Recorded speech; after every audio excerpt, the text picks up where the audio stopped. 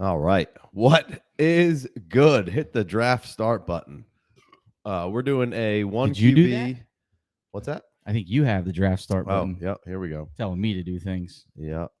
All right. So we are ready to yeah. roll. Woof. We're going to pause that sound. Get rid of Yikes.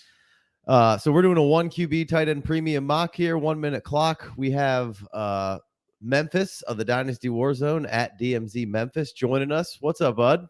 This guy's as hot as handful out there. He's Dude, I'm out here running these dynasty streets with my people. I'm excited to be here. I don't know which one of you gents reached out first, but I was like, hell yeah, I'll come do a mock draft. Yeah, you I was on your pod recently and I enjoyed it, and we've had a good relationship and want to keep it rolling, and figured this would be a fun little exercise to bring you in on. We don't do a whole lot of one QB, so figured it'd be a fun conversation here. And Yeah, everybody who wants better the to one talk to? QB. Got to get the one QB. Yeah, I gotta switch it up. Oh, a look at little that. bit. I thought I was gonna get the I was gonna have Bijan fall to me, as odd as that was gonna be. This one's pretty simple for me. We'll just go with CD. CD Lamb, sure. So Yeah. you're still on the CD train. So I would- there's I would- been some negative hate on CD for no reason. Yeah, but people that don't know. I mean, don't get me wrong. I would love it a lot more if Kellen Moore was still the offensive play caller, but there's just the target competition there is mid at best, literally at best. So I absolutely love getting CD Lamb there because there's a big tier break between him and the next wide receiver I presume will go off the board. So no thought of the running back there. You're sticking wide receiver. You know, I was having this conversation today. It's like, you know, if in Dynasty, the goal is to play for a long time, 5-10 years. And you go back to like 2016, 2017, if you were doing a startup then, you know, and you took, you know, Zeke over Mike Evans, you no longer have an asset. Whereas if you take a CD Lamb, I'm still going to have an asset in 5 or 6 years. Can we say that about any of these running backs? So for me, if I think the league's going to last, let's keep wide receiver first round. Right. All right. So we started off Chase, Jefferson, Christian McCaffrey, Bijan, CD Lamb from Memphis, Jonathan Taylor, Breece Hall getting 1-7. I have no idea how the ADP goes with these one QBs in Dynasty here. Tyreek Hill. But, you know, I guess that leads me to my first question is kind of we do, obviously, I think you do a lot of super flex as well, but how do you judge the quarterback here once super flex is it's just a traditional one QB? You know, I've moved my QBs up even in a one QB, maybe into like the third round, whereas in the past I would just be like, yeah, give me Kirk Cousins. Yeah, give me, you know, a guy like that. But nowadays it's like there's such a big difference between Patrick Mahomes, Josh Allen, Jalen Hurts, that if you don't get one of those guys, it feels like you're behind. But I will say this, if I miss out on the quarterbacks that I like, I'm still going to go for like a Kirk Cousins who was QB 8 last year, and then take a big swing later in the draft and try to get an Anthony Richardson type guy so that maybe I can, you know, get lucky and catch that next big thing at the quarterback position. Yeah. So how do you feel about Mahomes going first round here?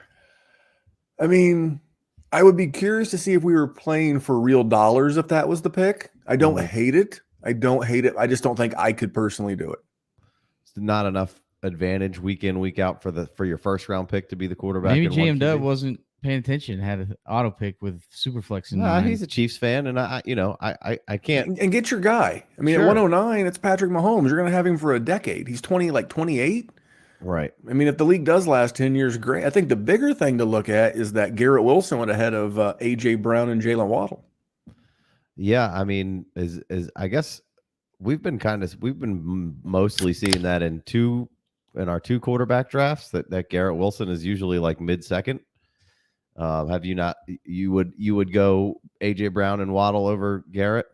No, I would totally go Garrett Wilson. I'm just surprised it goes against the convention of the ADP. Yeah, I think, you know, recently did a show with you know, another host, and he was asking me, do I want Olave or Garrett Wilson? And it's not even remotely close. I think the NFC South this year is just going to be slow, pensive, boring, low scoring, ugly football, which is great if you like one of those teams. But if you want to, if you want to score points, man, Garrett Wilson, I'd rather have of the two, because we know in a division with Buffalo and Miami and New England seems to have a better offense kind of working out. Give me the guy who's going to be in more shootouts. Yeah, makes sense. So the Mahomes owner stacks the Kelsey right after that. How do you feel about that? Where this is tight end premium, so Dub's trying to win 1.5. Is that how do you No, feel about that? No problem. I had to break it down for someone the other day. They were like, who are you taking ahead of this? This was the question on Twitter. Who are you taking ahead of this man, being Kyle Pitts in the tweet? And I said several guys, because at some point scoring actual fantasy points is a lot better than scoring perceived fantasy points. Yeah. So to have this stack, I would like it a lot better in Superflex tight end premium. But Right. again, he's gonna have himself an advantage. All right, back on the clock. See, this is where it gets weird for me. This is like a dead zone. Like in a real startup, I would probably be looking to move out. Now, had I got, like, if I was at the 101 guy, maybe I go ahead and build that career stack of Chase and Burrow. I can't do that, but I'm not going running back and I'm not going quarterback. I got to decide, do I want to go young wide receiver and maybe reach just a little bit? Or Mark Andrews? Not feeling it? Little too early. Okay. Or do I want to take a guy who's like 29, 30 and figure it out along the way? I absolutely hate this spot. It's too early to take Dak. I'm just going to do my strategy. So for me, I do not love this at all, but I've just made the decision to win now. Diggs? I'm going to go Eckler. Yeah, no, that's the Cooper Cup of the running back position right there, right now. And he got the guy who made Tony Pollard. We talked about Kellen Moore just a minute ago. So I just made a declaration for those watching. If this was a startup, I just decided that more than likely I've got to compete in 2023. Sure, yeah. So your draft strategy is now tilted a little. That's right. I've had to skew it. Whereas when I had CD Lamb, it was kind of that "which way do you go" novel we used to get at the book fair as kids. Which way do you go? Choose your own adventure. Choose your own adventure. If you want to contend, draft Austin Eckler. If you want to productively struggle, maybe draft someone else. Yeah. Maybe you take a. I mean, I wouldn't say Josh Jacobs or ETN would be your productive struggle, but if you wanted to keep it, you could draft JSN there and get a safe dynasty asset for a while if you were feeling it, but maybe not be as productive. So, yeah, no, this is interesting. I haven't even really laid my eyes on a 1 QB draft here. So this is a lot of fun watching it lay out. We have our second quarterback, Josh Allen, going at 2.9. So how do you feel about what's the difference between Mahomes at 1.9 and Allen at 2.9? Like, you got to feel pretty good about Allen at 2.9 if you were spending 1.9 for Mahomes, or is the stack just override that? Stacks are great in best ball, and you can still form it. Like and I'll get into my strategy here in about 5 picks, but you can still get a Josh Allen stack. I mean, if this thing turns around in Lane Kiffin, it's awesome that he's a fan of the FF Dynasty and drafting with us tonight. I think that's super duper. I think that's super duper. but I could still, you could still draft Josh Allen and wait several rounds and take a Gabe Davis, or maybe it's a Dalton Kincaid because it is tight end premium. So I do want to. Can I cuss one of your loyal listeners and mockers?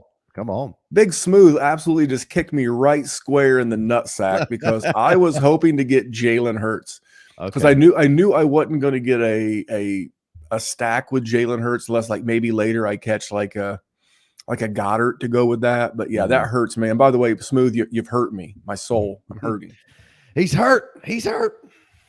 The little double tight end stack there with Andrews and Pitts. I know but he secures himself a point scorer, and then potentially, I think Pitts' value is going to stay good for a while. I have no problem drafting Pitts for the most part. You just got to kind of know that maybe you're not going to necessarily rely on him week in, week out necessarily. Well, how do you feel about a double tight end stack and premium to start your draft off? It's only 1.5.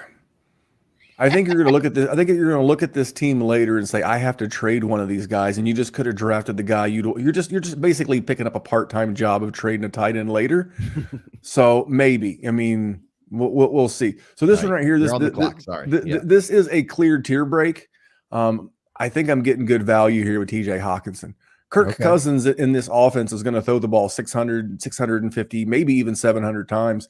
And that's more than enough. Justin Jefferson can't get it all. It's true. He can't. Right. And then whatever Jordan Addison doesn't get, Hawkinson's going to get a lot. Yeah, I mean, Hawkinson could legitimately be the second one in the pecking order anyway. I mean, right off the rip last year, he saw like 85 targets from the time he came over there until week 17. That's absurd. So I think Addison does come in and cannibalizes a little bit, but you're right. I mean, there's going to be a ton of pass attempts. And Hawkinson. So you would draft Hawkinson if Pitts was available. You're still taking Hawkinson. Pitts is my tight end 5. Like I said earlier, scoring actual fantasy points is still important. You guys play in the league with me. I don't care what my roster looks like. I don't care if it's voted least sexy roster. Give me the money in the championship. I don't. We were just talking about this last night. Like, there's a big difference between that Dynasty Twitter roster that's sexy doesn't fucking win. Never, very rarely. Right. It's like the sexy Dynasty roster is like the fancy Ferrari or convertible you keep in the garage. Yeah. It looks great sitting there. Maybe you got like a little turntable like Ferris Bueller's, and it twists and it turns and it looks great. But I just want to win. And Kyle Pitts, I like Kyle Pitts. It's not his fault. Low volume passing offense. They just declared what they want to do. They want to run the ball with Bijan Robinson. They still have Tyler Algier. They still have Cordarrelle Patterson. The only upside for Pitts is that, his head coach was once a tight ends coach, and there's not much target competition, but I think Desmond Ritter's cheeks, and I would just rather not have Kyle Pitts at his cost. I mean, again, at his cost. Right. So did the fact that you had taken Eckler there, did that lean you into the tight end, or would that tight end pick have been kind of what you were going with there because of who was available? That was my last shot to get a tight end that I really love. The only other tight end that I quote unquote love, actually, I guess there's two because George Kittle's still there. I'm not afraid to say his name. Just that George Kittle's 29, and I've already got one. Sure. I've got one highly volatile asset on this team already in Austin Eckler. Right. So I don't want to take George Kittle, who is only 29 and is awesome, but also has an injury history. So for me, this was pretty easy to realize that I'm probably not going to get the tight end that I want, and there's a clear tier break for me with Hawkinson in this next tier, guys. Even Kittle, but I would take Kittle ahead of Pitts. I said it. Wow. All right. What about Goddard? That's it. Is that where the break is? So Goddard is that's the break. So Goddard's just outside that band for me. Has a little bit of an injury thing of his own. You still got Devonta Smith. You still got AJ Brown. I don't know what direction this offense is going to take now that Shane Steichen's the head coach of Indianapolis. I still have a lot of questions. Right. So that's the reason why I'm just a skosh down on Dallas Goedert. Nothing that he's really done. Yeah, no, he's been solid when healthy. All right, so Jay Wayne, you're over here in the corner. You got Waddle, Gibbs, Ramondre, and then Devontae Adams at the 4-1. Yeah, I had Metcalf and Drake and Q. Didn't fall to me. I like the Waddle Gibbs pick. That was pretty easy. I guess I didn't even really think about Olave. I'm never really thinking about Olave. I don't know why. It could have been Olave over Gibbs. Probably taking Gibbs. Did take Gibbs. Like that. And then I wasn't sure what to do on the turn here. I almost took Dallas Goedert. Kittle's still out there. I think I want Goddard over Kittle. I just combined the two of them. But, man, I'm still in on Pitts. Even if he's not going to score me a buku of fantasy points next year, he's like, what is he, like 20? He's like 23 years old. He's like 18 years old, right? Like, and that's one of the big things for the listeners to understand is that you have to understand whose name insulates them more than their performance. Right. There's a handful of guys that are always going to be that way. Barkley's name is always going to be worth just a skosh more than his actual production. That's Kyle Pitts. You're not taking a bad asset because if he does good, you won. Right. If he does bad, it doesn't matter. He's Kyle Pitts. Yeah. He's Kyle Pitts. You're going to get a pass. Yeah. So in the same vein, some players, no matter how good they play on the field and produce in fantasy, people still find a reason to not like them. Oh, you mean Josh Jacobs? Yeah, for sure. Yep.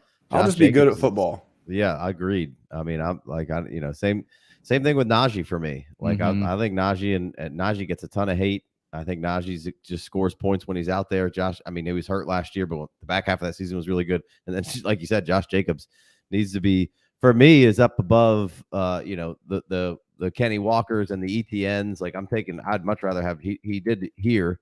I don't know about ETN, but I would definitely take Jacobs, basically if it's kind of a coin flip for me. Do you want to take Eckler and the guaranteed awesomeness of what is going to happen here, but you're a little older, or do you want to take Jacobs after Barkley's kind of gone? So would you rather have Barkley or Jacobs? And if I could, like, in a trade, I'm going to trade for Jacobs and get something extra, but like in a vacuum, you got to take Barkley because his name carries so much weight. And yes, for those watching live on YouTube, you should be. I just took Justin Herbert to create an awkward running back quarterback stack because this is another tier break for me. I'm very happy. Something that I do is what I call tent pole drafting. You know, if you have set up one of those gazebos like at a baseball game, you got like your 4 legs. I've got my 4 legs. I've got my running back, my quarterback, and my tight end and tight end premium. Everything else, I can just take best player on the board and really start filling in the rest of this roster. Yeah, you're tasting the rainbow here. You're running through the Skittles. Hey, I'm excited. Yeah. No. So Herbert over. Let's see here. Trevor Lawrence, Fields was there. So yeah, I mean that all checks out. There's really no reason to take. Are you in on her? Like if you're super flex, and we're talking super flex here, where would Herbert fall in the rank of, one, first, 7 picks? It depends on the day. It's 4 and 5 between him and Burrow. Burrow's 4, he's 5. The 3 for me are Mahomes, Hurts, and Allen. Okay, pretty simple stuff. And Lamar, dude, Lamar's further down for me. Okay, how many seasons in a row am I going to lose out on my quarterback during the Dynasty Fantasy playoffs? Yeah, fair. I mean, what's the best ability? Availability. Sure. And has it been that bad? I know the last 2 years, man. Last 2 years fantasy playoffs. Yeah, it's been available.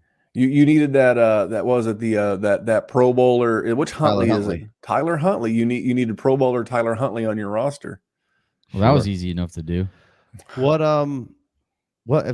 if looking at these teams here, is there one that you like what they have going on? I like Big Smooth's team because he got the Hurts Goddard stack. I'm not a Higgins guy. I'm going to draft a guy here later. Or I'm probably good. I just don't like T. Higgins. He's never finished higher than like tight end 17, but he's still treated like a wide receiver 1. I don't get it. Right. I literally don't get it. Could be a wide receiver 1 in a contract year. Might not be behind Chase. Might be. Maybe Burrow's the best ever. I don't know. Dude, he's never scored less than like 13 points though either, you know? You're hoping, but you're hoping for Reggie Wayne when Peyton Manning had Marvin Harrison. That's what you're hoping for. The difference is the Bengals play outside and in the wintertime. And need a dome. What if we have Dome Higgins? Dome? Okay, fine. I mean, see, we've created many a scenario. So this is the point in the draft where there's a guy that I really, really want. You know what? I'm going to gamble. I'm going to gamble that he is going to come back to me. Ooh. And if he goes, I'll profess my love. Feels, you know what? I'll take Terry McLaurin. Okay, so Terry over Judy, over DJ Moore. I love DJ Moore. You know what's funny is I heard this the other day. Jameson Williams. Traylon, he said who? Traylon Burks. I don't have my soundboard. I know. That's you mean Traylon. You mean Traylon Benjamin, Kelvin Burks. When he comes into camp looking like the Stay Puft Marshmallow Man, shocker. I mean, why Terry over maybe some younger assets there? I know. I think I have an idea of why. If you've been following along for the last 20 minutes of us talking, I think he's going to have the most stable quarterback of his literal entire career coming up this year. And if Sam Howell's not him, as the kids would say, Jacoby Brissett, excuse me, is a solid pro. And Ron Rivera has a new ownership group coming in. He's got Eric Bieniemy breathing down his neck. You know, these are all the reasons that I like Terry McLaurin. And plus, I mean, he's a guy that could get traded. You know, he's a guy that at the trade deadline, the Commandos are, 3-7 or 3-8, whatever it is. And you have a contender that's willing to make that big splash. I think we're going to continue to see splashes in the NFL. And that's the kind of player he's on a 3-year deal, makes wide receiver 1 money, but there's going to be a contender out there, especially if they've got a rookie QB or a QB on a rookie deal that's going to look at Terry McLaurin and say, yep, he's 27, 28. Let's go get him. Let's go all in on McLaurin. So I think he's potentially in for the best year of his career. If Quentin Johnston, Christian Watson, or Jordan Addison were available, would you have taken them instead of McLaurin? Yes, because I have the stability of CD Lamb. Okay, but no, not you're going McLaurin over Pittman. Unfortunately, I have to. I have to, and I'm a Colts fan. Mm-hmm. I'm very trepidatious about what this Indy's offense is going to look like from a passing standpoint, at least for a couple of years. It's a contract year. Maybe he walks, maybe he doesn't. I don't know, but I think Terry McLaurin's in for the best 3-year run of his career, and that's typically what we build around. Mm-hmm. And I was happy to take him where I did. Yeah. So Jay Wayne's still picking, but Treylon, Zay Flowers, Pat Fryermuth. What are you doing here? I mean, I like Treylon Burks, but I mean that's we get J-Mo and Treylon. Let's know. just double down. I know. If either one of those guys does what I think they could do, then I won. And I know Memphis isn't gonna like it. He hates Who, it. Treylon Burks? Yeah. Or Jameson. How you feel about Jameson? I know you don't like Treylon because he had asthma last year. And yeah, he developed asthma. It's weird. It's weird. Yeah, maybe. Yeah, it's called the buffet circuit. But Jameson, I want to believe. Oh, God damn it. Hawks fan won, you son of a bee. Huh? Good pick there. That was who you were hoping to come back? That was 100% the guy I was waiting. I was like, please, pretty please. I was hoping that I could have this 3 wide receiver set of Lamb, McLaurin, and Brandon Ayuk. Yeah. Super bummed right now. He is my guy. He's my flag plant guy for 2023, man. And because of hoping for greener, not for more consistent, greener pastures, maybe moving on from the Niners after this year, or just because you like the Niner situation going into this year?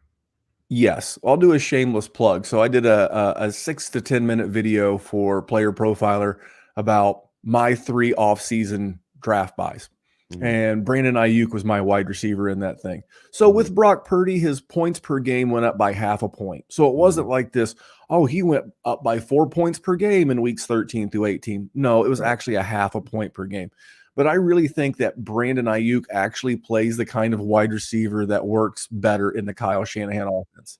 I think he's a tremendous value over Debo. He averaged, if the number comes to my mind correctly, it was 6.7 targets per game last year. That's with Debo and without. And that weeks 13 through 18, he averaged 14 points a game. I'm rounding in there. And that's while George Kittle was going bananas. Right. In that time frame. So Brandon Ayuk, he's in a contract here, finished full point PPR in all 17 games as a sample.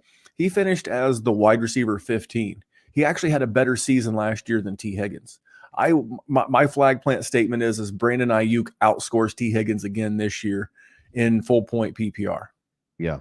I mean, it gives them, he's they're basically one of the only players that operate as a full-time receiver over there, just and plays the receiver position more like a wide receiver week in, week out. And Debo availability is, sometimes, even if he's available, not healthy. And CMC has had some. So I think that's a decent bet here. All right, you're back up on the clock here, so I don't want to ask any questions while you're on the clock. Nope, I already had my guy little fist pump because your buddy Matt Foreman, aka Fat Mormon, he passed on my guy. I will take Mr. Rachaad White.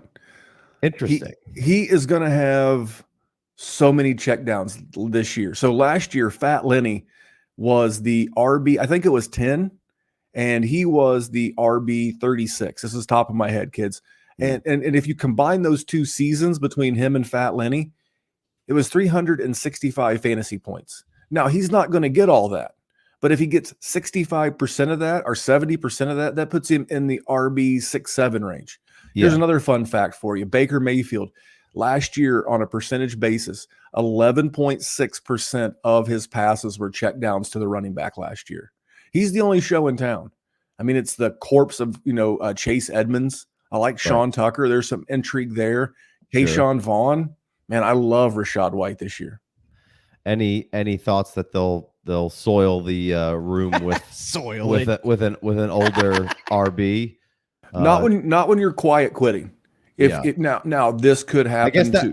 that's kind of where I came back around on White. Was I felt like somebody was going to come in there, but I think that's a good point. Sorry to cut you off there.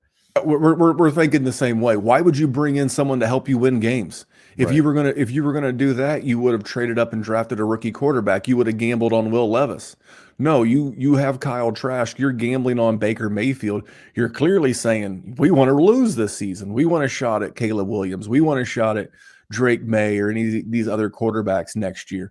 No, I mean, So if we look back and he has 145, 150 targets on the season, I will. If he has like a David Johnson out of nowhere season, I will not be surprised. I don't think for Rashad White, 150 targets. Dude, he had like 80 last year in like Tommy 9 loves a games. check Well, down, they right? threw it the most in the league, and Tommy checked the hell out of the ball. So does Baker. They're going to be behind a lot. Think about all those little shitty fourth quarter checkdowns. What if it's just a 1 year kind of deal where then next year they bring in You got to move him in a season. bit more Is of that a kind heavy of hitter, or what's your long term plans for White?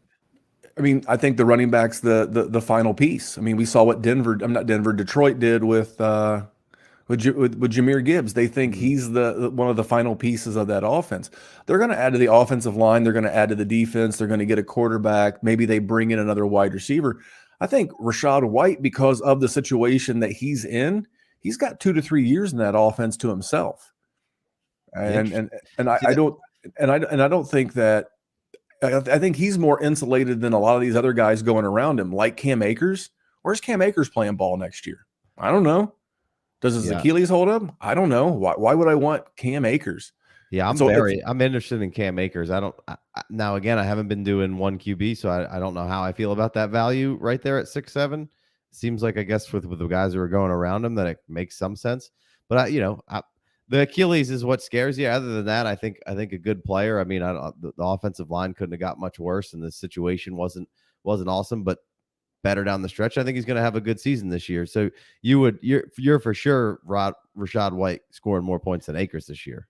100%. I mean, he's just going to catch so many checkdowns. Again, we've all seen the game where the team's down like 17 points in the fourth quarter, and the quarterback just checks it down like 4 passes in a row to the running back. Right. I know it's ugly. It's not good looking football to watch. I really don't care. Yeah. Garbage points are real points. And this right here, because I've decided that this is going to be a win now team, and he's going to be my wide receiver 3.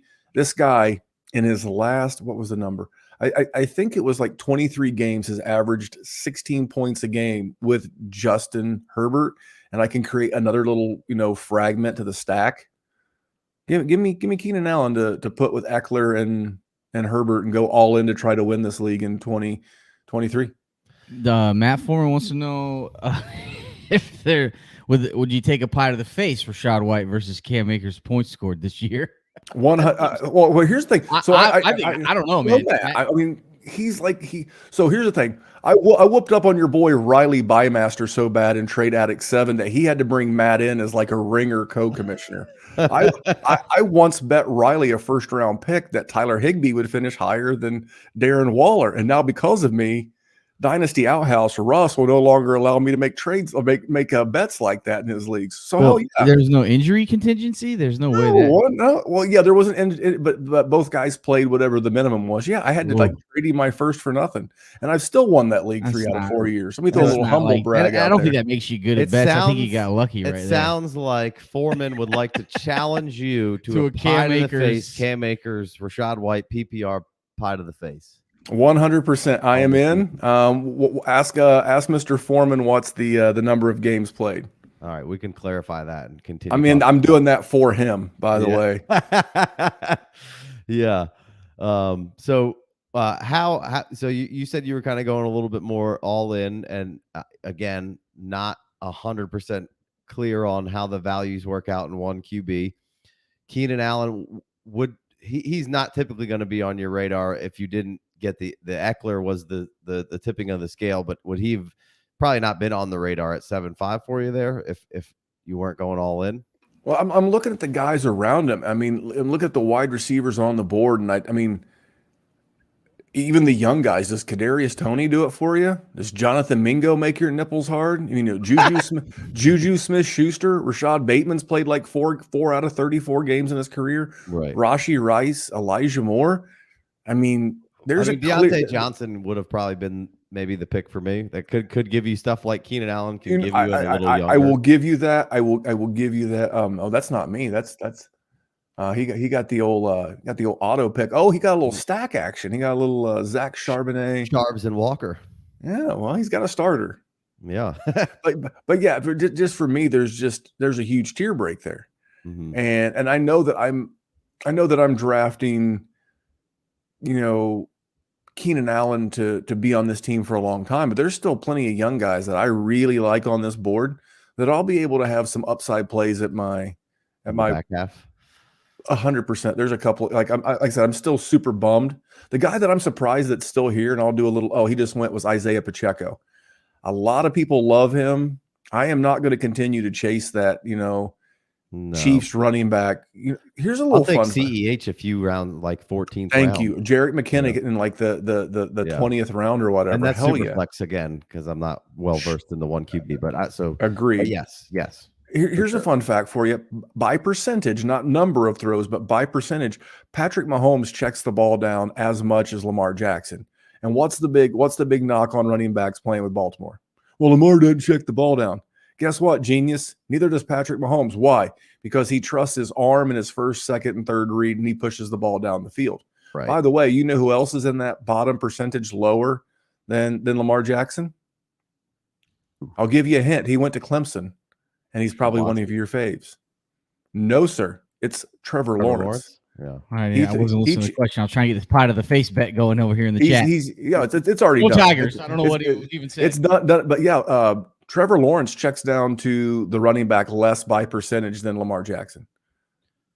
It's because Travis Etienne's not out there enough. Well, I would say for the Patrick Mahomes side of that, that's I think Mahomes has got excellent escapability and not necessarily looking to run, whereas maybe that's the little bit of he's still looking a little bit more downfield when he's escaping or running backwards 40 yards to throw at 80.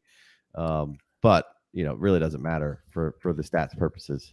I think it's just inherent in some guys. Like I mentioned, Baker. Some guys are just check down quarterbacks. Matt Ryan was a check down quarterback. Yeah. Phillip Rivers was the king of the check down quarterback. Yeah, I mean Peyton Manning. I don't know when he got older and a little banged up. I'm sure he was he'll burn it or check it down. I would assume. Yeah, there's some good value on this board here. I got to be honest. I'm pretty excited being 3 picks away. And yeah, the pie bet's good. I'll come back on into the season. I can have no one would have more fun doing this than my son. That's what I got my kid do. I saw that. Yeah. Foreman's in. He said we'll say 13 games played, so you have to play 13. All right. Well, good. Lucky number 13. I do like his Anthony Richardson pick because there's so many quarterbacks that he could go with to help him compete. All table talk a little bit. You could get Rodgers for a year. You could get Russell Wilson. You could get a ton of guys for a year, and that's kind of the inverse of what I said I would do and try to go with a Kirk Cousins. But I do like his QB strategy. Yeah, but that's what you got to do right there. You missed out on all the difference makers. He's the potential biggest difference maker left, maybe even on the board in general. I got sniped again. I'm super bummed. And who's the biggest difference maker? Anthony Richardson. 100%. He's his range of outcomes is so good. Man, I am. You make your pick, Memphis. We don't want to chat you up while you're. Yeah, no, you're good. You're good. You just got sniped, huh? Oh, dude, James Cook again, and unlike Ayuk, at least it happened like a round and a half on down. Mm-hmm. This one hurt because I was 2 picks away. I'm gonna take a guy that I'm also pretty high on, and I've been buying a lot is AJ Dillon. Yeah, me too. Same. I've been getting him for free, and I feel like they're gonna probably get a little more protect a young quarterback, run the ball a little bit more, and Dillon's just a hoss. And Aaron Jones is he's in a de facto contract here. He knows he's getting let go at the end of the year. How many business decisions is Aaron Jones going to make this year? Is not play through a hamstring or a calf? And I think AJ Dillon also in a contract year. I think you're going to see good stuff out of Dillon. He's that post hype sleeper that you may like this year. Yeah, I I've been getting a lot of Dylan in our drafts when going pretty wide receiver heavy to start, and then Dylan's the guy that fills my back end in on the running backs. Yeah, but Anthony Richardson again, back to Fat Mormon's pickups there. And then you can grab him. He's one of the bigger difference makers at a position that can be huge, and you got to burn another roster spot maybe a little earlier than you want to on a QB, but there's still Daniel Jones and Kirk and, like you said, all those other guys still with Goff and Russell Wilson. All those guys are still available to kind of hedge your bet with later. So I really like that pick. Can I just say that Matt Foreman taking his name and switching it to Fat Mormon is like gotta be the best Twitter handle that I know. It cracks me up every time anyone says it. Fat Mormon. What a handle. I want to go back up to that 4-1 Devontae Adams pick. I've been having a lot of problems valuing him because I don't know what the fate of that quarterback position is there in Las Vegas. What are your thoughts on Devontae this year?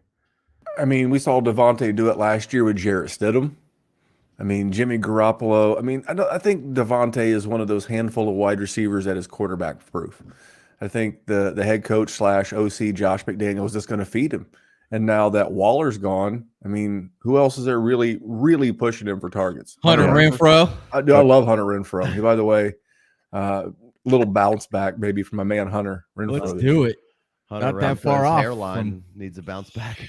I heard he was on the but I heard he was on the trade block, so that's kind of yeah. And then they were talking about the Eagles picking him up, and I'm like, God, no, please, no, no, yeah. Why are we doing this to my man? Gee, let me think. No. Where do you think Dalvin Cook lands?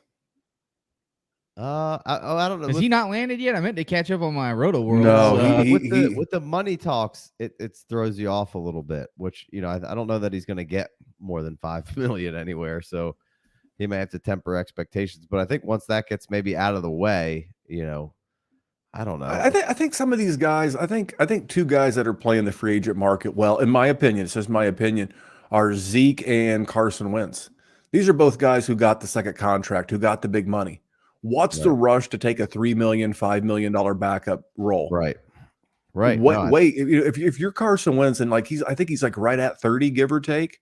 Why wouldn't you want one more shot? So why sign with like Tampa Bay, like Baker? You're not going to resurrect your career there. Right. Wait until a contender gets hurt. It happens every year. Tua got hurt last year.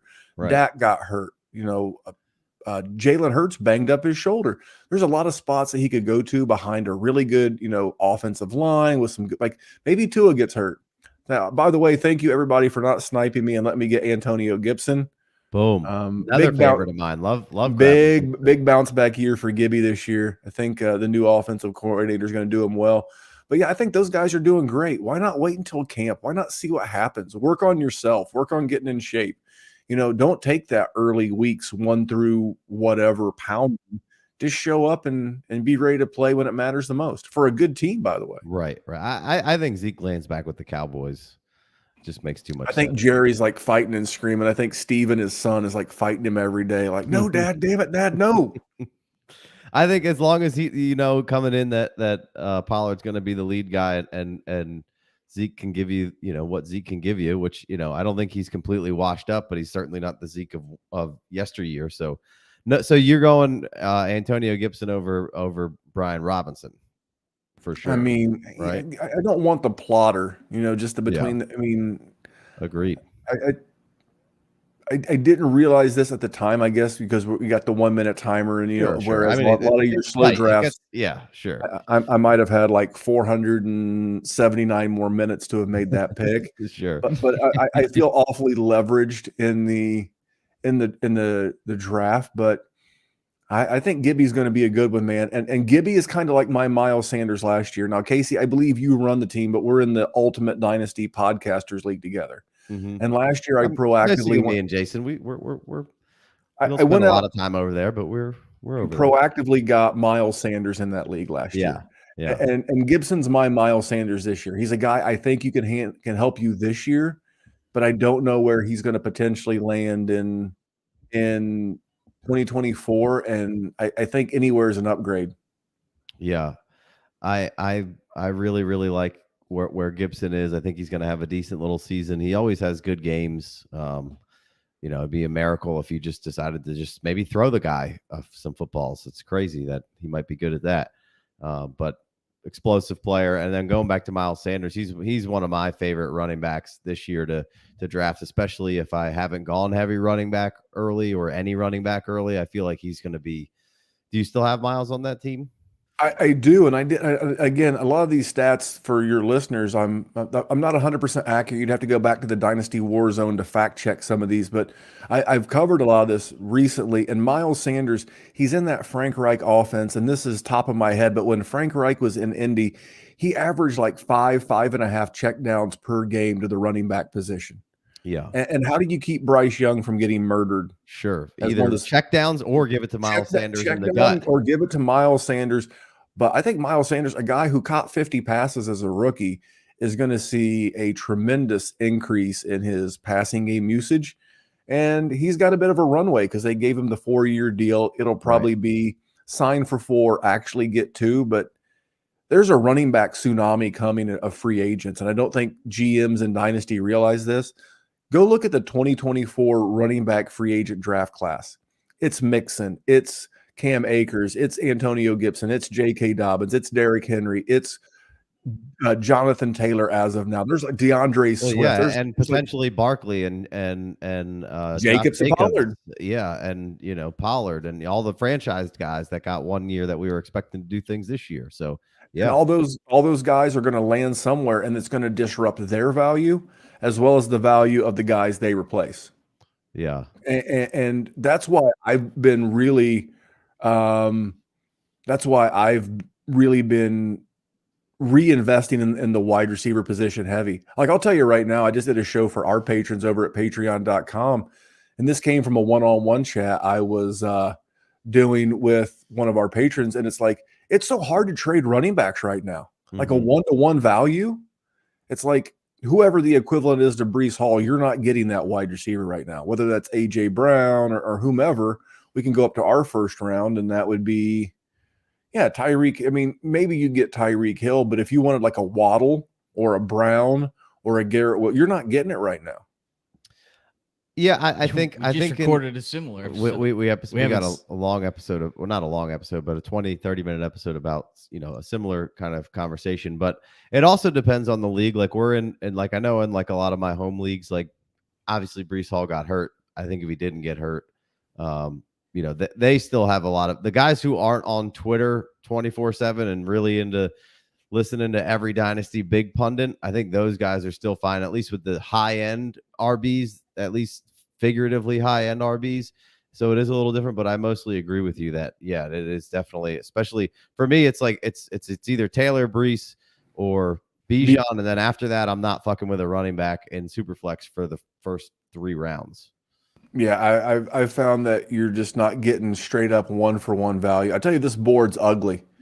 It is ugly, and then it's ugly some more. So after you get a pick in here, let's go back and find some teams that you're liking and disliking. Sure. On. God, man, I feel like I've got to commit some kind of a crime just to even push the draft button on any of these bums. What do you think about that Tajay Spears pick there, Case? You took Tajay Spears? I did. You got 15? No, you're not up yet. Sorry. You're a very you got 13 seconds, Memphis. Oh man, I got 58 seconds. That wasn't me. That was Matt Foreman. No, this is Foreman. This is horrible, and maybe it's early, but I don't really give a shit what your player card is. I know who you are. I'll take Marvin Mims. All right, so going in for the youth movement now. Yeah, all right. Yep, the youth movement. That's what you do when you guys are talking about these wide receivers and how hot they are. You take Marvin Mims over Tajay Spears or Rice. I could go with Rice. I think I'm down. I want Mims over Rice, and then Rice. He's not gonna make it back to me. So Rice was also in my QB. Not a big Rice guy. I'm looking right now. I like Cortland Sutton around. I got Cortland in this queue too. I was just like, let me go with the running back. I guess probably couldn't get an early second for Cortland right now. No, dude, you couldn't get much for Cortland right now. I'm down to buy some Cortland for cheap. Yes, absolutely. Yeah. I was listening to a Sean Payton interview, and he was saying we got to get Russell back to playing basketball on grass again. Mm-hmm. You know, he just can't be a drop back passer. He's got to get back to being who he is. And, you know, I think that's the part that people underestimate about Sean Payton is the overall leadership and getting people in the right places. It's great that you're an X's and O's guy, but that's why Kellen Moore's not in Dallas anymore. It's great. He can draw up plays. It's awesome. But it's that knowing your personnel, what they can do, what they're capable of. And I love the way they patched up the offensive line. I'm actually kind of excited for Javonte Williams. Their lack of interest in the veteran running back market is giving me maybe a false sense of hope.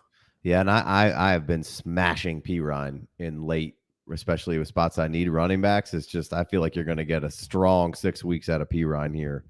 Little Samaj Etoile to bail you out of while they're getting Javonte up and running full speed again.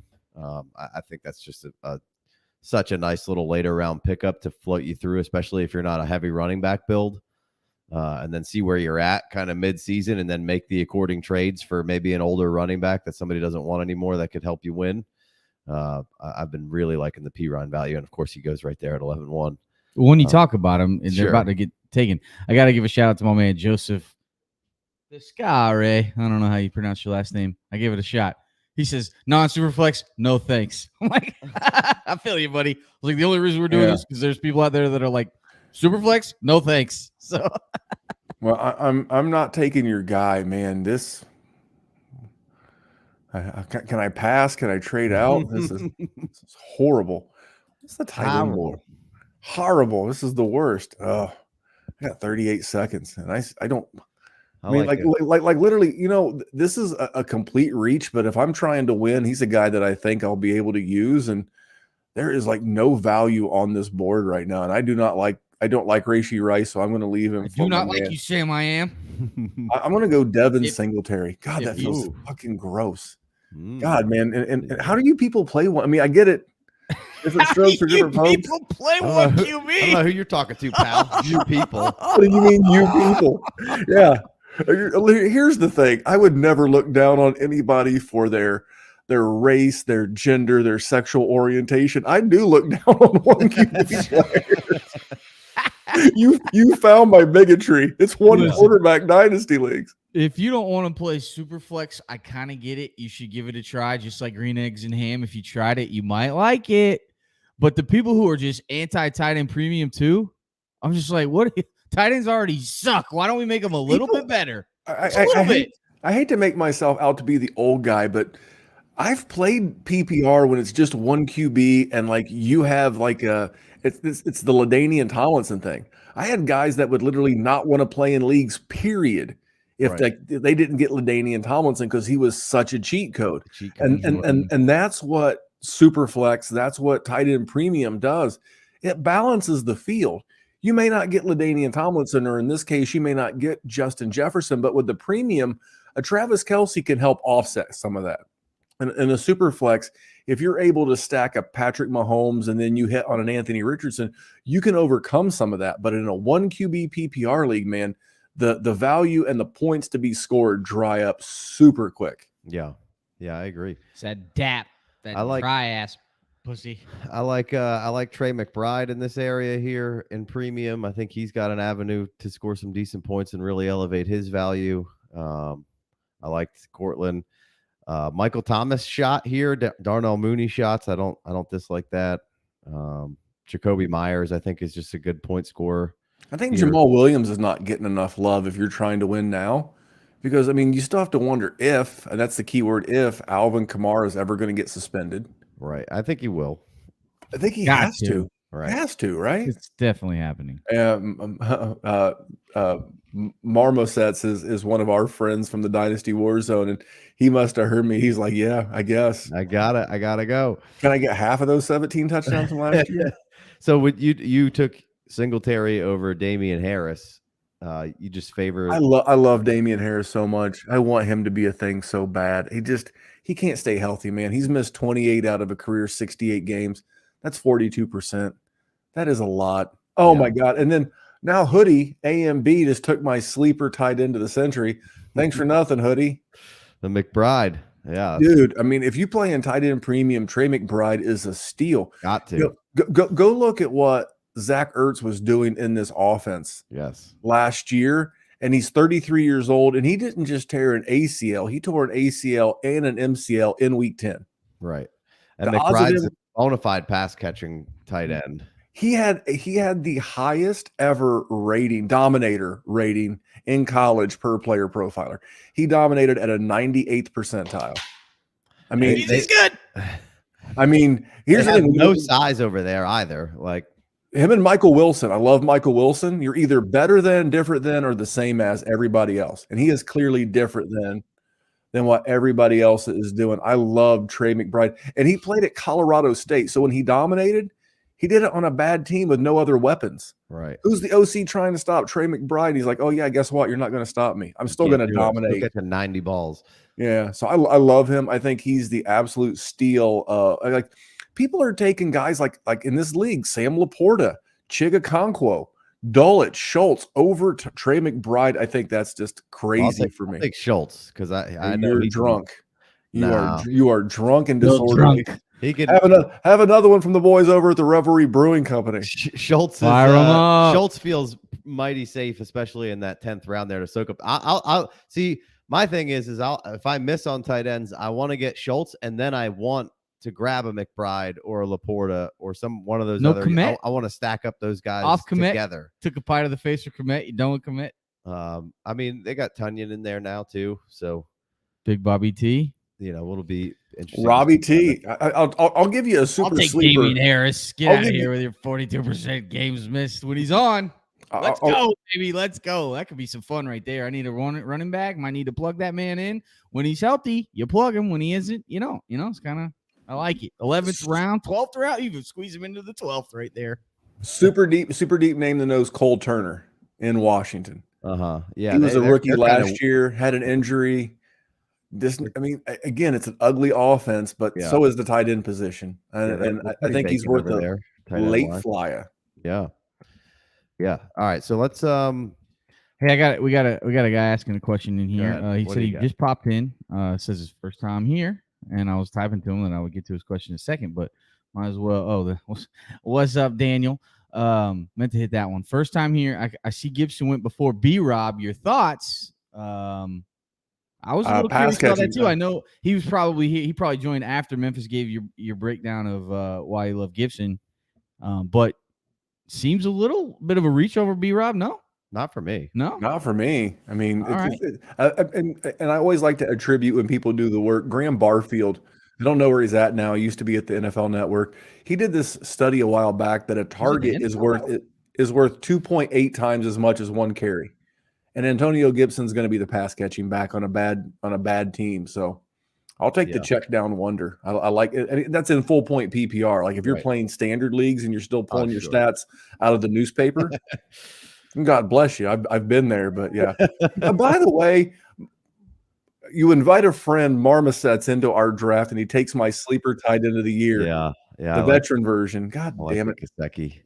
Dude, I think Bill O'Brien, bad general manager, better than you realize. Good OC. Coach, but a really good offensive coordinator. Yeah, so. I like for that same reason. I like buying into some Mac Jones. I think he could be the Jared Goff of this year, bouncing back, getting some love back under his name. I kind of feel like tight end is just like a wasteland.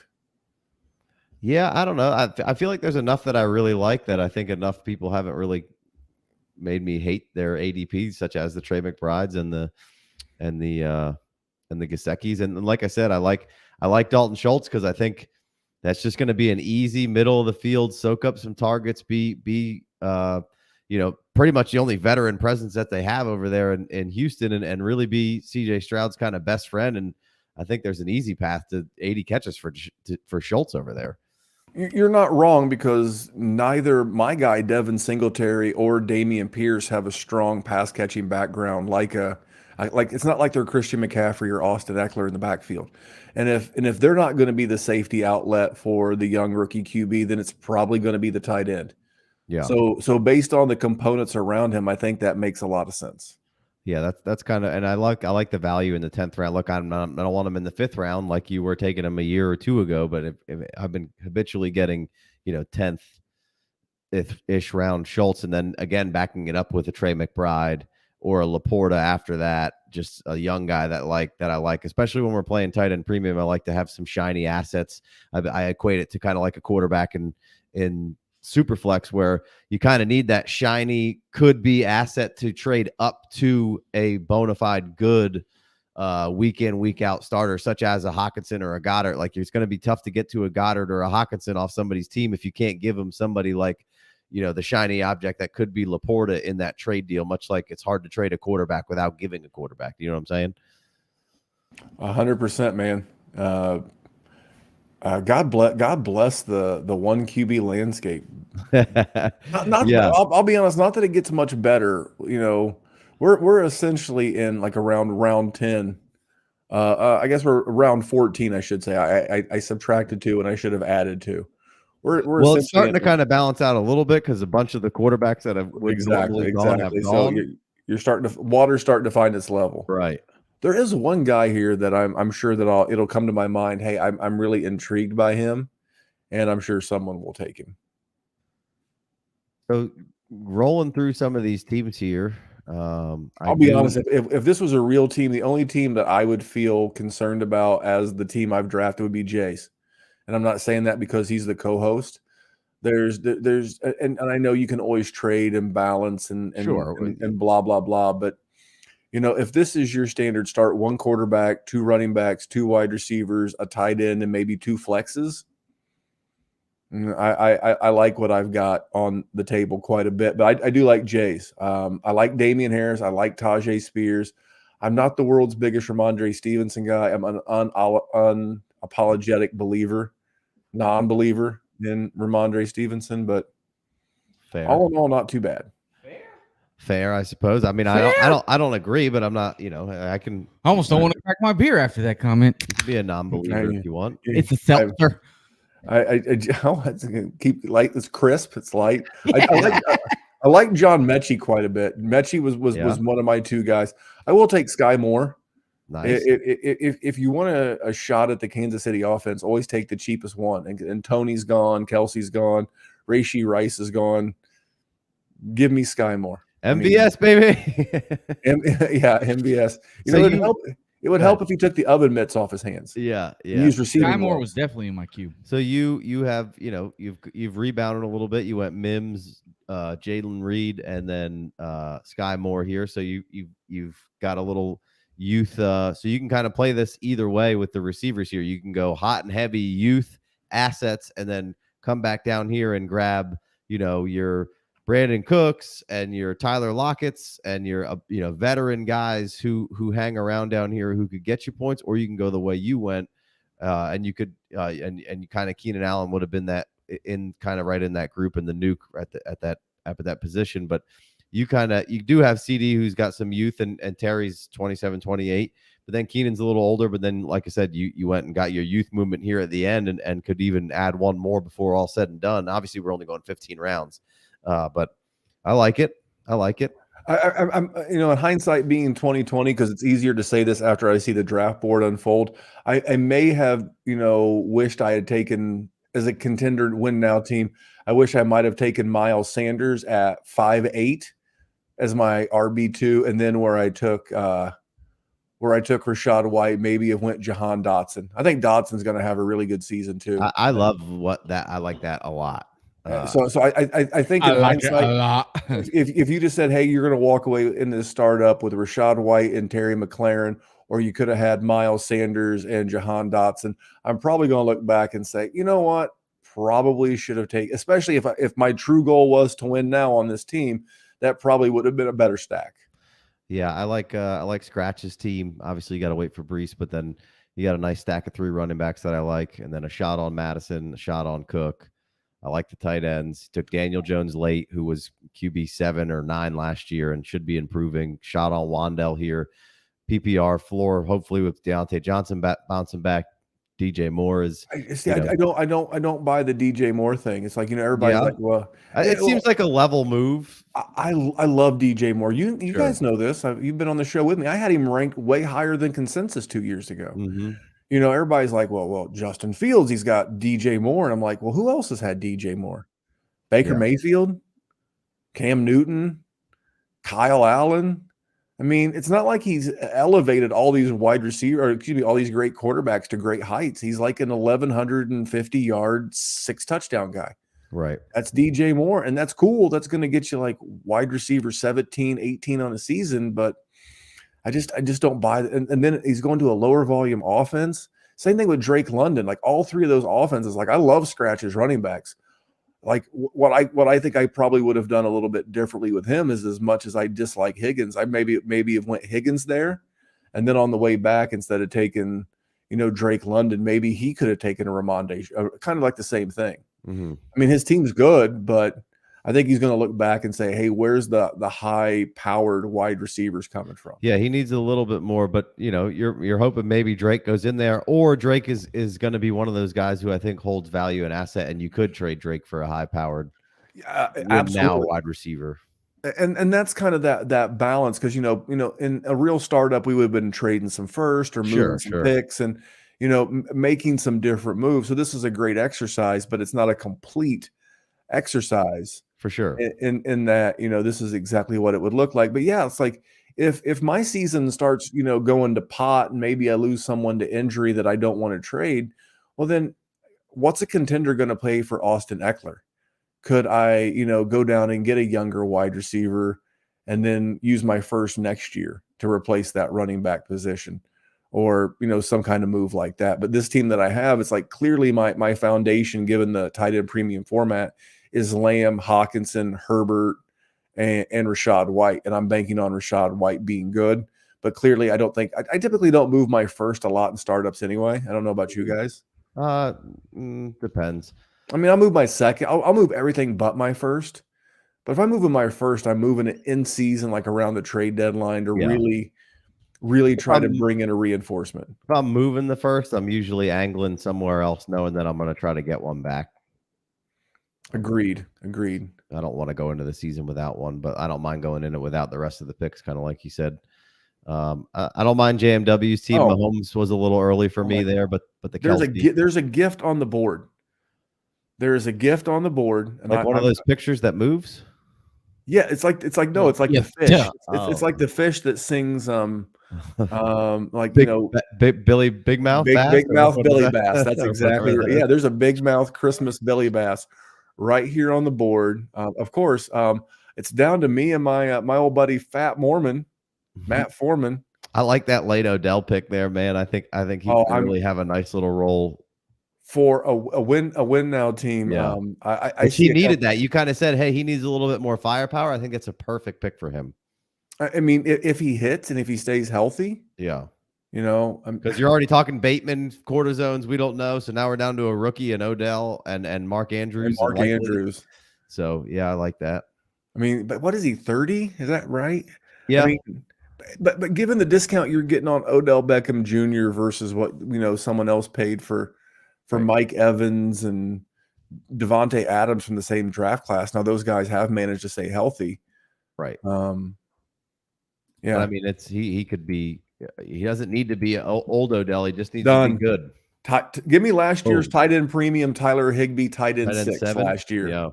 Yeah. I mean, because now based Still on not a whole lot of options. Is that the gym that was a gift? That is a steal for a win now team in a tight end premium league. Yeah, he was last year's tight end 6 overall, and it's him and Cooper Kupp. Am I worried about Ben Skoranek, Puka Nacua, No, I'm not. 0% worried. He is going to be the option 2 in this offense. He's going to crush. Now, is he a long-term asset? No, but I got TJ Hawkinson for that. I can put Higbee, given the format, I could put Higbee in my tight end spot and then put Hawkinson into a flex in 2023. And then maybe Hawkinson's my only tight end of relevance in 2024. But in 23, given the situation in LA and Tyler Higbee, he's a steal in tight end premium formats. Yeah, I agree. We've been talking him up super late in these drafts that we've been doing. A lot of the times when we've been making our own ADP, and if the drafts are going well, we'll extend them to 18 or 20 rounds, and he's always a favorite of mine down that board a little bit. I like this Adam W team. Really, I know you don't like that double stack tight end with Pitts, but the 1-1 team. You don't like Quentin Johnston? No, I do. You do? You don't? No. Oh, okay. Former says week 1 Higbee. Sorry to interrupt, but he's slow. Rashad Bateman is the comp I've heard for him, and I can't get it out of my head. I just don't. Basically, what my picadillo with Quentin Johnson is, I don't like big wide receivers that play small. How do you have the same amount of touch? Slower? Quentin's slower than? Yeah, he ran like a Rashad Bateman. Yeah, he's slower than Rashad Bateman. Rashad Bateman's faster than I thought, though. Sorry, I cut you We're splitting hairs. Yeah. I mean, what's your beef with Quentin? My bad, man. Well, how does he have the same amount of touchdowns in the Big 12 as Marvin Mims, who lost Caleb Williams, and you played in the national championship game? How do you have 6 touchdowns? How are you 6'3" in this boundary wide receiver and you have 6 touchdowns? I'll tell you why. You look like Tarzan, you play like Jane. You're soft. SAWFT. But you are yak, soft. though. The yak isn't soft at all. It's funny. Have you met my friend Keenan Allen? Well, so that, I kind of like Quentin Johnson because I think he'll have an opportunity to shine if both of those guys are on the field a little bit with leaky coverage there, and you do have 2 guys injury. There's your one upside. You have 2 guys who are injury prone. Plus, Keenan Allen and Mike Williams both do something a little different, and I think it's both of those kind of things are things that Quentin Johnson misses in his game. So he has 2 nice guys to kind of escort him into the league and kind of show him there certainly is a whole lot of things to like about Quentin Johnson. And you're right, he is a bigger guy who has played small, but there's also not a whole lot of bigger guys who kind of move around the field like he does. Man, those Big 12. There's 2 guys here that I absolutely love, and I can't have both. You can just have one. I'm going to take him for the same reason you like Samaj AP, Ryan. I'm going to take Michael Carter, because if Breece Hall can't play, who's the running back that looks like they make the most sense standing next to Aaron Rodgers? It's Michael Carter. You would assume it's not Zonovan Knight. Could not see him standing next to Bam Abanikanda. Who? No, I'm kidding. I know who Israel Abanikanda is. Not my style. The other guy I was looking at on this list, and I'll just make someone's life easier, was Chuba Hubbard. Yeah, I like Chuba. He's going to get a lot of opportunity between.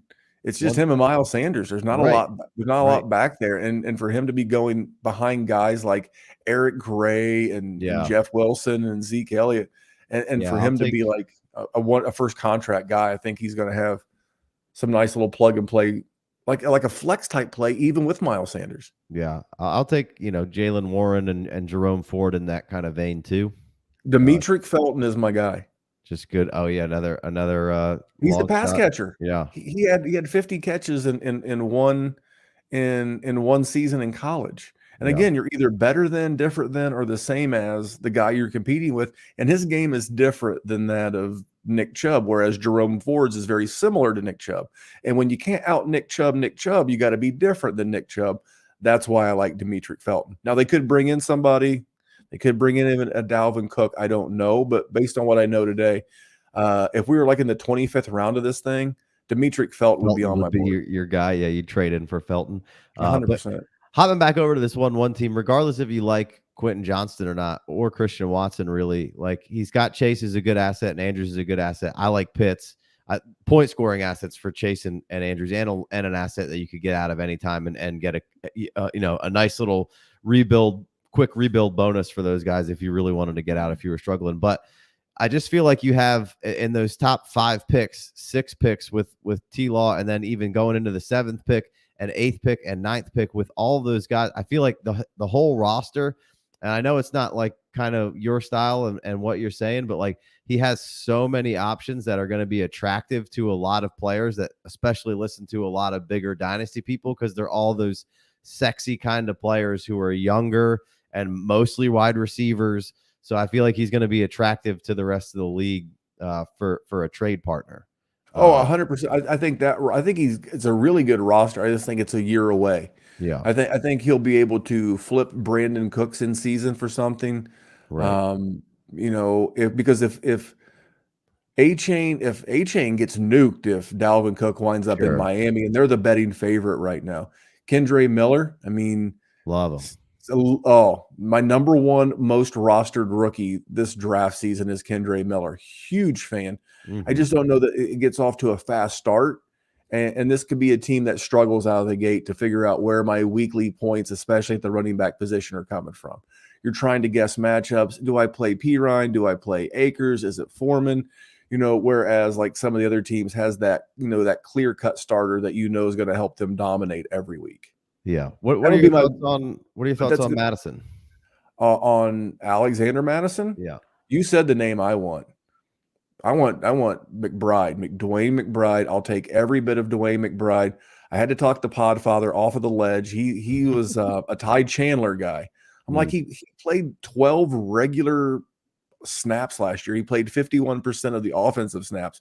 Could he be mixed in a little bit? Sure. But Dwayne McBride had 3,200 yards in 2 seasons in college, 35 touchdowns. They love this kid, and he's got some immaturity knucklehead to him. But if he figures that out, he'll literally run away with his job. I don't know what his catching chops are like because they didn't ask him to do that. Right. But when they're not existent. Well, that's what we thought about Kenneth Walker until all of a sudden he started catching all these passes. And yeah, so Dwayne McBride is the guy that I want there. But we knew Alexander Madison was going to be the guy. They've been talking about cutting Dalvin Cook for 2 months, and everybody was like, even Jerry, my co-host, nah, they're not going to cut Dalvin. Yeah. No, they couldn't possibly. And then here he is gone. I mean, they're telling you what they're going to do. It's like, Traylon Burks owners right now. My buddy Jay Wayne, he's pinching that chair seat with his butt cheeks right now because if DeAndre Hopkins winds up in Tennessee, it's fine. It's fine. They need some help. But look what they did. They didn't spend any draft capital on a wide receiver. That tells you everything. Go look at the number of pass attempts per game in that offense. It's going to be low. Man. It's going to be like 28, and they complete 65%. So he's going to complete 21 passes, and Hopkins is going to get 6 of those, and then he's going to be 6 are going to Treylon. Yeah, sure, right. I mean, now if Treylon avoids the DeAndre Hopkins hand grenade, he'll be great. I have no problem. But if he's fat and out of shape, I guess he won't be great though, right? What's your concern? Is your concern is athleticism or is in shapeness? I just think it's his commitment to the game. And I think Mike Vrabel is not a big fan. Man's commitment. You know someone I don't know? Dude, he developed asthma. To the game. How do you develop asthma? I think he had it in Arkansas. Yeah. No. How do you know? I think I've saw people talking about it. I'm not afraid to violate a HIPAA law. Okay. Yeah, I need to see some PII or something. Okay. I do like your boy Hawks fans start, but I don't like his finish. He did get autoed a couple times in there. I like that. I like the 1 through 6. The Kenny Walker is whatever. Yeah, he needs Pacheco big time to come through. Right. But I don't like the bottom half. And Evan Ingram needs to repeat. But I tell you what, there's a couple of guys that, Evan Ingram was a guy that all of a sudden, which he's a bit different because he had that wide receiver 1 season previously in his career as a rookie. Whereas I think this year, you're hoping to catch lightning in a bottle with a guy like Irv Smith and a good offense in Cincinnati, or my boy Mike Gesicki in an offense that clearly is looking for something. They're going to be going 12 personnel a lot. Dude, go back and look at the 2011 season with Bill O'Brien and the way that he used Gronk and Aaron Hernandez. And I'm not saying that Hunter Henry and Mike Gesicki are Gronk and Aaron Hernandez. That's not what I'm saying. But that's the kind of offense. I think you're going to see more 12. I'm not saying it. I'm not saying they're going to kill anybody, but I'm saying you're not saying they already have killed someone. I don't know what these guys do in their spare time. I'm just busy. Apparently, you know what Treylon Burks is doing. I'm too busy reading Treylon Burks' medical files. That's what to be reading criminal files.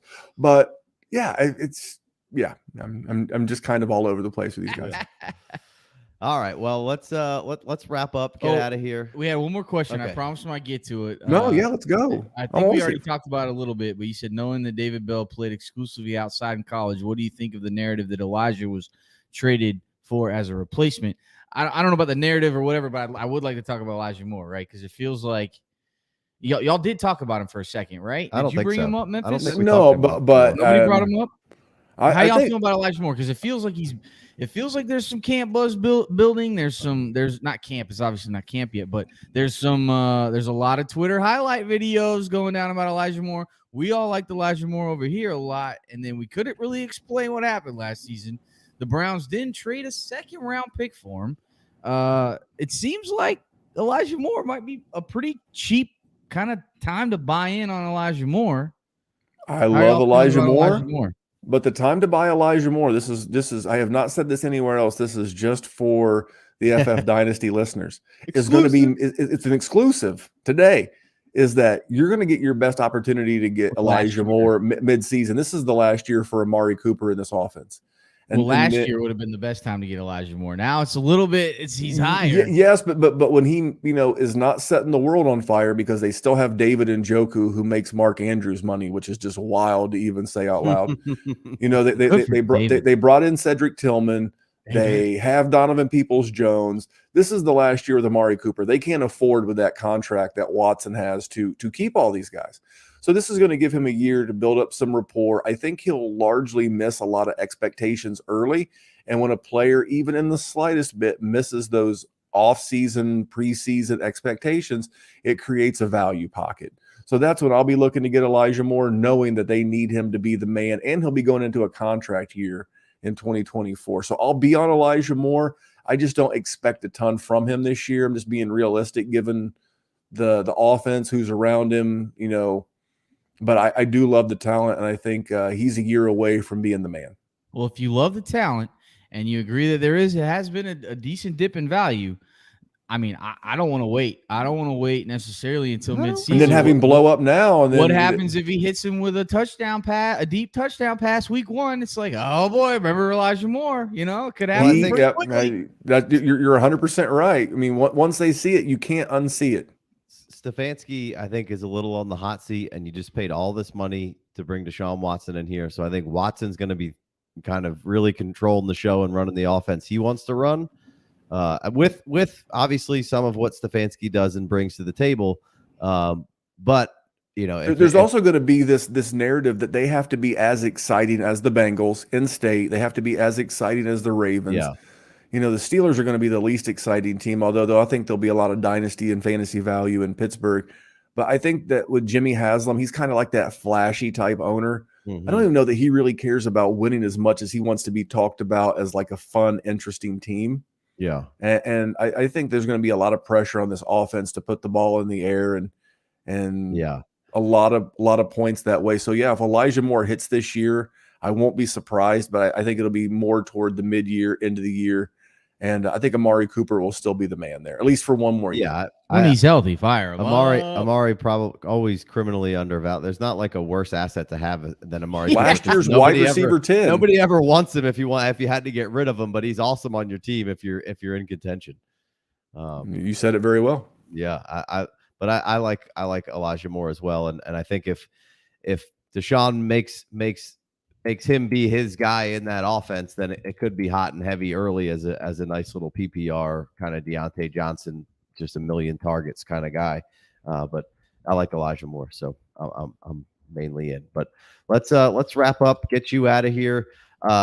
Memphis, just tell us where we can get everything and what you've been up to recently. A lot of great stuff over here, guys busy.